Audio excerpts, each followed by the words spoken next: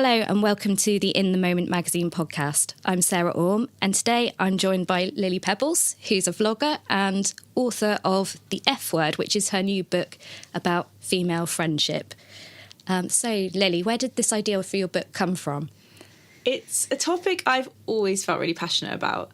I kept a diary from the age of 10 to 16 and whenever I read it back it's just so hilarious, and I just thought a book would be the perfect place to write about this. It's always been a topic that's been underlined in my content. I've always shown my friends and my vlogs, and my viewers have always commented saying, I love like your female friends and the friendships you have with other women. And I've never really been able to go into much detail about it. So a book felt like the perfect place to do that. So do you think that we undervalue our female friendships as a society? It's definitely something I wanted to get people talking about more, and to show how much I value my friendships, just to kind of open up people's eyes to what they've already got. At the beginning of the book, I talk more personal about my experience of female friendship and kind of set the scene of why it's so important to me. But then for the rest of the book, I wanted to get lots of different opinions and stories. So I interviewed loads of different women and kind of put their stories in there as well and gave loads of tips as well. I think, some people might say, but I don't have lots of female friends. And you probably don't realise that the female kind of friends, or even if it's just sisters, the relationships you have around you. And I kind of wanted people to read this book and really value the women they have in their life. Yeah, so would you say then it's like a celebration of female friendship? It's definitely a celebration of female friendship.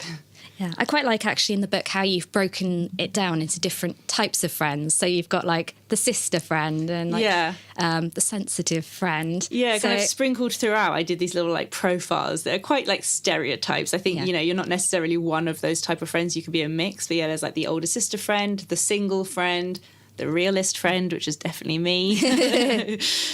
So would you say that's the one that best fits you then out of your categories? Probably. I think I'm a bit of the older sister friend. I can be the advice giver quite often, but the realist friend, I'm definitely the one who gives my honest opinion. I don't know how to lie. I'm the worst liar ever. So if someone asks me what I think of something, I'm going to tell them exactly what I think. So would you say you're quite straight talking then? So definitely. You give like the awkward advice that's difficult. Probably. I had a bit of an awkward like WhatsApp conversation with a friend that I'm a bridesmaid for last week when she was asking us about dresses, and I was like, really, do we have to go for that colour? Everyone's like, Lily, just go with it. Yeah, I always say what I think.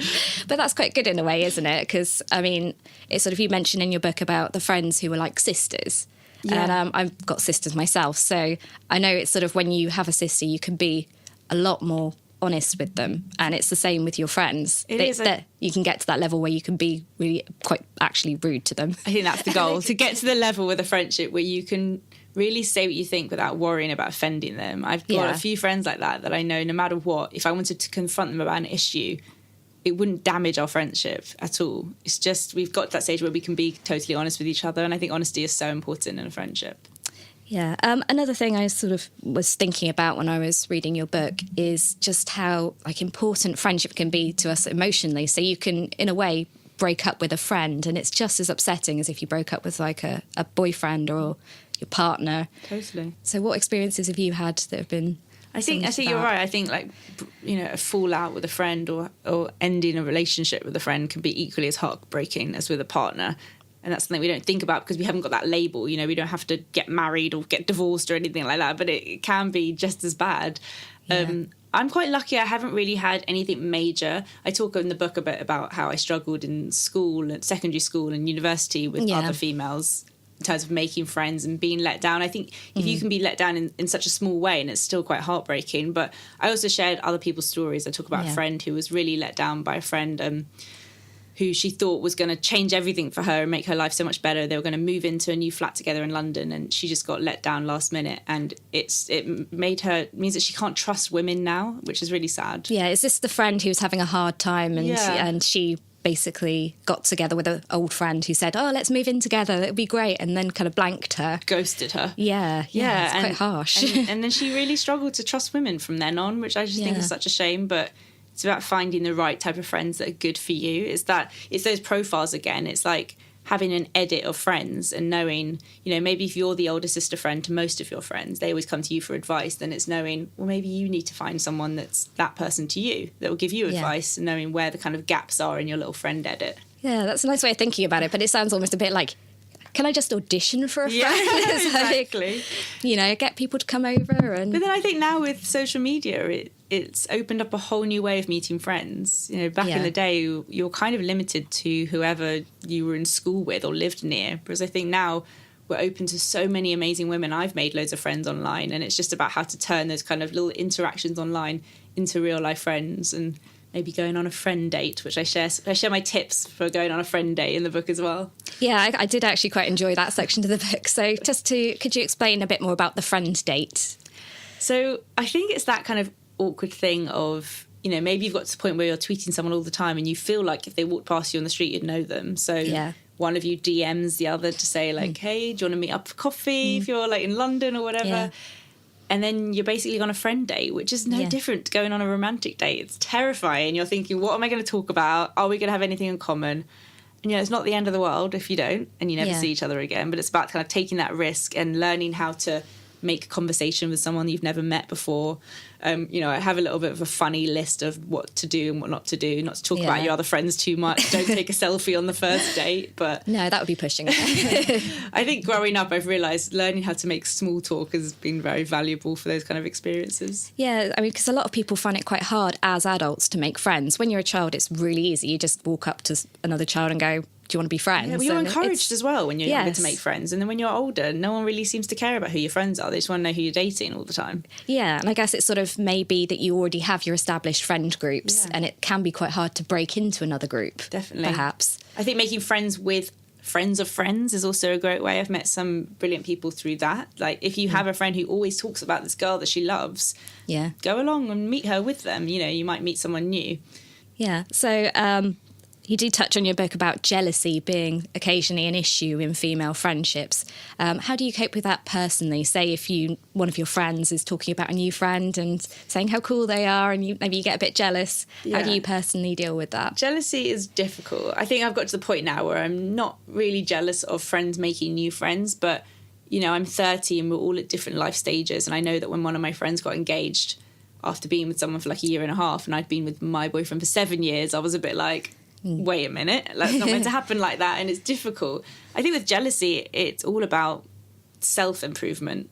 You can't put the blame on someone else for just living their life and making friends or getting engaged or having babies.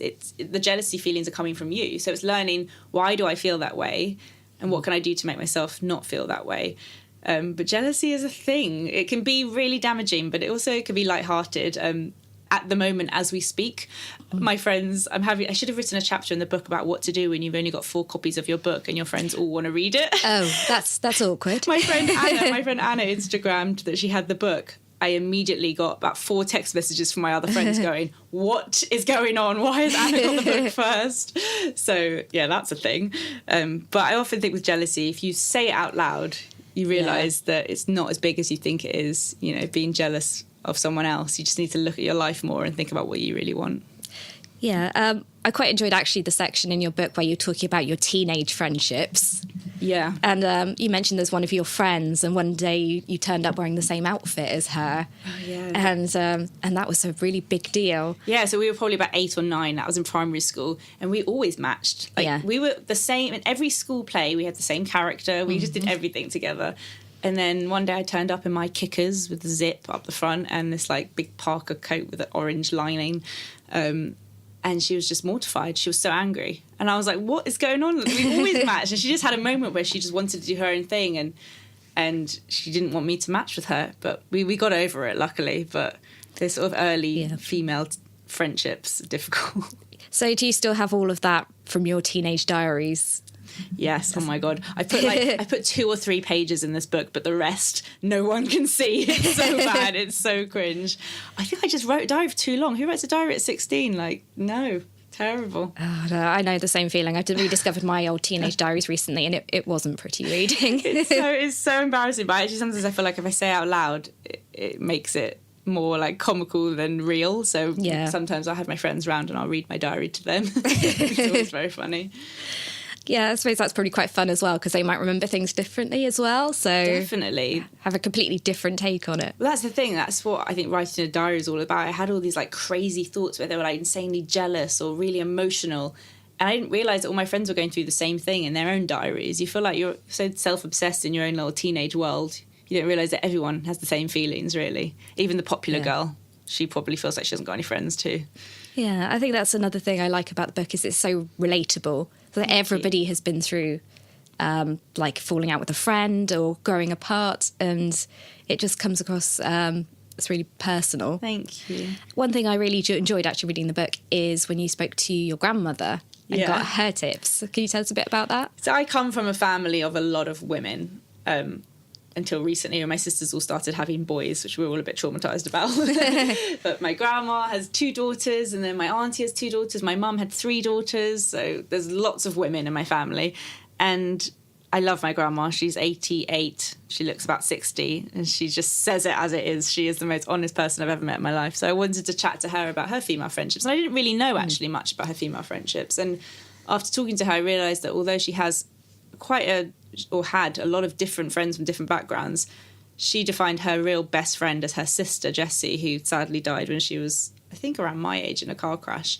And that kind of led me to talk more about the friendships you can have with your sisters.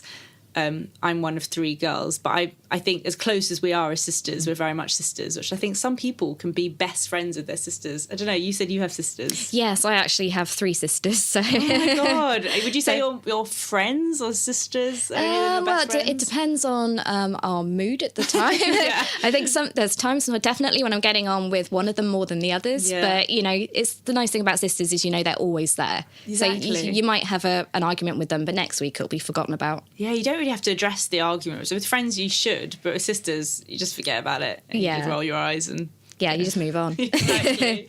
So it was really nice to talk to my grandma about her friendships, and then I also spoke to my niece Honey, who's 4 or 5 I think, and it was hilarious. I asked her why she liked her friend, and she said because she has nice skin and because she lets her always be the mummy when they play mummies and daddies. Well, it's like simpler times. I mean, that's a pretty good foundation for friendship though, isn't Definitely. it, really? Your friend letting you play mummy occasionally. I asked if she thought she was a good friend, and she said, well, yes, because she went on holiday and bought a friend a friendship bracelet. I was like, yeah, I used to do that too. Yeah, great friend. Friends forever.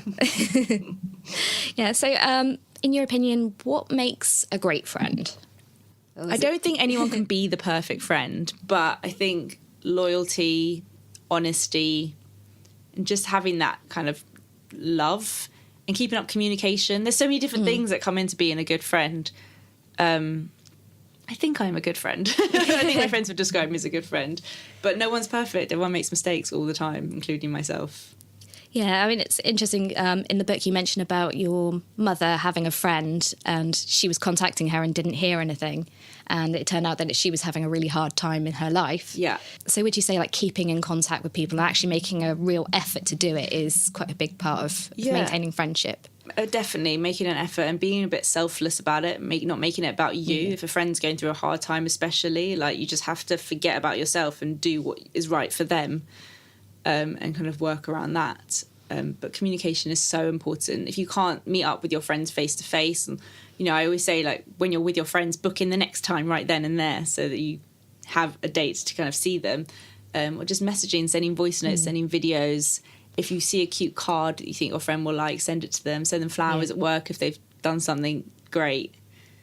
It's an effort. It really is. It's just like a romantic relationship. You really have to put in the effort. I think maybe even more.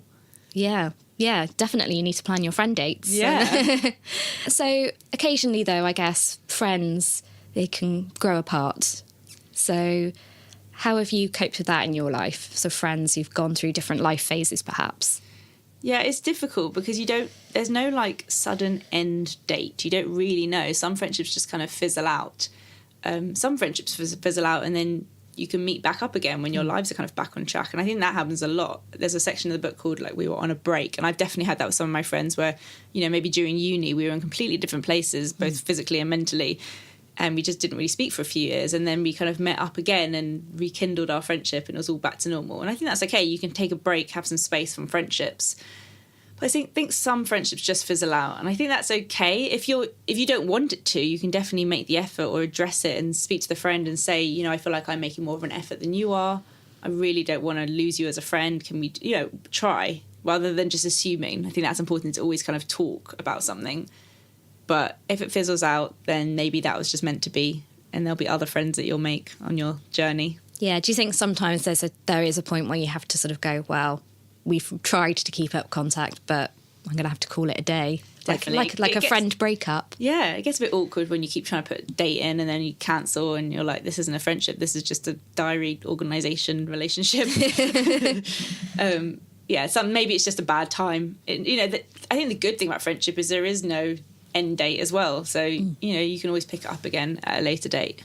Yeah, it's good because you can always just reconnect with somebody. I mean, like speaking from my own experience, I've got old friends and it doesn't matter how long we haven't seen each other. As soon as we get back together, it's like there's been no time that's passed at all. Yeah. Do you have any friends who would say you have that relationship with? I have a friend. So I didn't have many friends in my secondary school, but I had one girl. And we never really made it to that like very close friend status. But we've always just kept in touch. And I know what she does for a job and she knows what I do. We put diaries in to meet up and then one of us has to cancel all the time. But like it doesn't really matter. And the rare times we do see each other, it's always really nice. We've got this kind of history together, but we know where we stand with our friendship. Neither of us expect more from it. And we just know what we're going to get. Yeah, that's really good. So what about your old friends? How many of those would you say you still have in your life? Oh my God, they're my best. I think it's so rare. I don't know. I always assumed that was normal until I grew up and realised it's not. I've got one of my best friends I've known my entire life, another one I met at nursery, and then I've got 3 best friends who I met at school when I was 4. And we're all still so close. We're all doing completely different things. Some are married with kids, some aren't, some live abroad.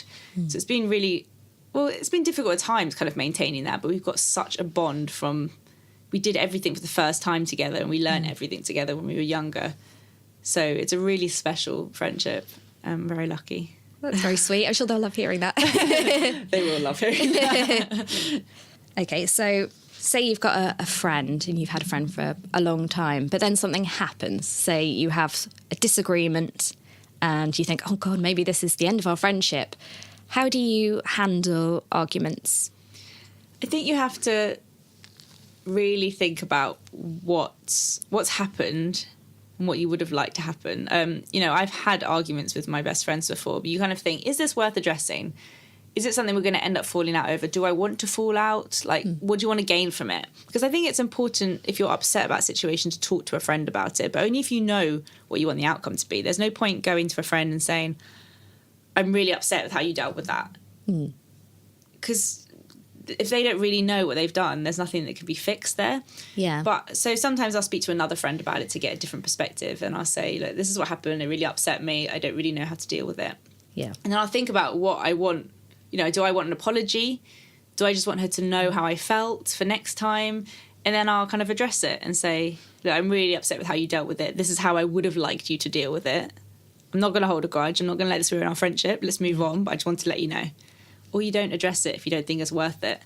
But holding grudges is the worst ever. I don't understand people that hold grudges. That's no use to anyone. So no, it sounds like you can end up in some kind of toxic friendship where you can both kind of hate each other. Yeah, it doesn't sound great. Either move on or address it. Yeah. Because somewhere in the middle is not good for anyone, including yourself. You end up with this horrible, sad, bitter feeling and you don't have your friend there to comfort you. But yeah, toxic friendships. Toxic friendships are tricky. There's a lot to be said for toxic friendships, I think. Yeah. So what kind of toxic friendships have you come across?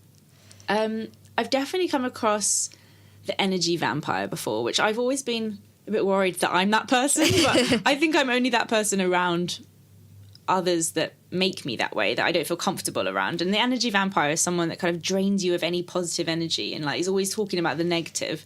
I'm definitely a realist, so I have tendencies to come across negative, but I think when you're around the right person, you're not like that. But the energy vampire, drains you of any positive energy and just makes you feel bad. It doesn't make you feel good. So that's... Yeah, it's one of those people who sort of, you've seen them and you've had a chat and you just come away thinking, God, I feel miserable about everything now, because all they ever say is just negative Exactly. things. Yeah. So that's tricky. It's difficult when you've got a friendship with someone that you think's gaining way more from it than you are. Yeah. I think that's what people say is like when a friend's using you. Yeah. They're kind of quizzing you for information or using you to make friends with people. But you have to kind of think, well, what am I getting out of this? If you enjoy the friendship, that's fine. But if you don't enjoy it, then what are you gaining from that friendship? Yeah, I think sometimes friendships, they can be a bit unbalanced. So it's definitely one person kind of has the power in that relationship, and what they say goes. It, similar to a romantic relationship. Yeah. Definitely. And you have the power as a little bit to kind of control that. If you feel like you're always telling your friends everything about what you're up to, but they're never telling you, you can like hold back a little bit and see, or like ask them, like, you never tell me what you're up to. What are you doing? Try and control that friendship a little bit. Yeah, I guess the flip side of that is somebody who tells you everything and never asks how you're doing. Exactly. And that's really difficult. That's really draining, I think. It's those balancing scales of like how much do they give to you compared to how much you give to them. I think that's really common in female friendships, to have friends that just drain you because they expect so much from you and never ask you about what you're up to. That's tricky. Okay. Another thing I was thinking about, having read the book, is about how friendships are shown in films in particular and in the media. So, for example, you mentioned Mean Girls. Yeah. And I think you make the point that female friendships are often shown as really competitive. What do you think we should be doing to challenge that? I think just different roles for women. Like, it's so boring, this competitive, bitchy thing. It's not that real. Like, yeah, we've all had it a little bit in school or university or wherever, but I think most of us have these amazing, real friendships with women, real love. And I actually think that is changing a bit. There's definitely more films and stuff I watch now where you see these amazing relationships with women. I mean, even to like Disney's Frozen, like I loved that. It was all about sisters and their love, and those little tweaks I think make all the difference for like my niece Honey watching stuff. I don't want her to think that she's going to go to school and there's going to be loads of bitchy girls there, because it's not the case. You can find like amazing women to be friends with. Yeah, that's certainly not what you want to be worrying about when you're 5 either. No, exactly. When going to school is quite scary in itself. Yeah, exactly. Maybe we could talk about your mum, because you mentioned that she is your role model for friendship. So what have you learnt from watching your mum? I think my mum's just she's always really valued her female friendships and has always made it such a priority. And I think just watching her make friends and maintain those friendships, they're all from different parts of her life. That's always been really inspiring to me. She made a lot of friends when I started going to school. She made friends with my new friends' mums, which I think was really nice, just to make that effort so that we could all be together. And now they're like some of her best friends, and they often go away together on trips. They speak every day. And growing up, I thought, oh my God, my mum's just on the phone all the time to her friends. But now I'm older, I can see like how nice that is, that they chat so often and they go to cinemas together. And she just makes such an effort with her friendship groups. That's always been really inspiring to me. And I can see how happy it makes her as well. Yeah, so your mum is kind of your friendship role model, would you say? Definitely. It's like there are, there's the odd celeb friendships that you think, oh, that looks great, but you don't really know much about it. Whereas when there's actually someone in your family that you can really see how much it means to them, that's always been inspiring to me. What do you think you've learnt about female friendships just from writing the book? I think I've just learned how different it is for everyone. After speaking to so many people, there's a section in the book on the BFF, and it was really interesting to see people's different opinions on whether they have one best friend or lots of different friends. Some people are so passionate about, I've got one best friend and that's it. And then others are like, don't be silly, that's something for school. You have lots of different friends for different things. So it's just really interesting to see how people see their female friendships differently. But then also everyone can relate to the same, we've all been through the same things, whether it's just with one friend or lots of friends. But it's just made me think more about how important those friendships are to me, which I already knew, but now I value them even more. Okay, what's sort of the top piece of advice you'd give to people listening about friendship and maintaining friendship? I think to treat it like you would any relationship, whether that's romantic or not, to be honest, to be loyal, and to appreciate them. It's hard work maintaining friendships, but it's totally worth it. So definitely put in the hard work. Okay, I think that's probably a good place to wrap things up. So can you just tell everybody where they can find your book? Sure. So the book's out on 8th of March, International Women's Day. It's called The F Word. You can get it online, Amazon, or in bookshops too. Yep, all good bookstores. Yeah. And where can people follow you online as well? So I'm just at Lily Pebbles on Twitter and Instagram, and my YouTube channel's just /Lily Pebbles. Okay, that's great. Thank you for joining us today. Thank you so much. I've enjoyed this chat, and we'll be back again with the podcast very soon.